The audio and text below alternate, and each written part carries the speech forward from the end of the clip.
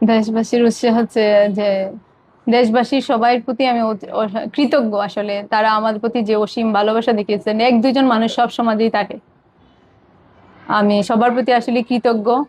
আহ, বিশেষ করে আবার আমার এক সাংবাদিক ভাই আমাকে ভাইরাল করেছিল, কিন্তু বাকি সব সাংবাদিকরা যে আপনাদের বুড়ে বুড়ে কাগজ হ্যাঁ, এটা নাম বলেন তো। বাকি সাংবাদিক ভাইরা যে আমার পাশে এসে দাঁড়িয়েছেন, এই জন্য আমি আসলে সবার প্রতি কৃতজ্ঞ।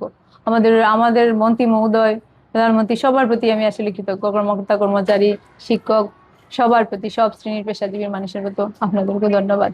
আমি প্রথমে এই ভিডিওটা দেখে অনলাইনে আমি নিজেই আপসেট হয়ে গেছি। আমার পরিবারের যে 5 জন আমার আরো বোন আছে, ওরাও শিক্ষক। ওরা আমাকে বলছিল, তুমি থানায় জিডি করো, তুমি কেন বিমূর্ত হয়ে যাও, তুমি রাইট পয়েন্টে আছো, তুমি কখন ভুল করো নাই, আমরা তোমাকে জানি।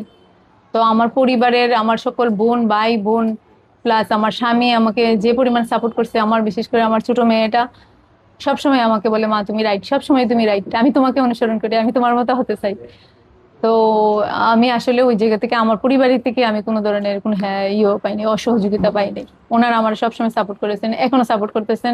আমি মানে কম্পিউটার বিষয়ে একটু অত বেশি না, কিন্তু আমার এই সবসময় যে আমি কোন ধরনের অ্যানালাইস্টিক ব্যবহার করলে কি ভুল করতেছি, বারবার ওরা আমাকে নক দিতেছে।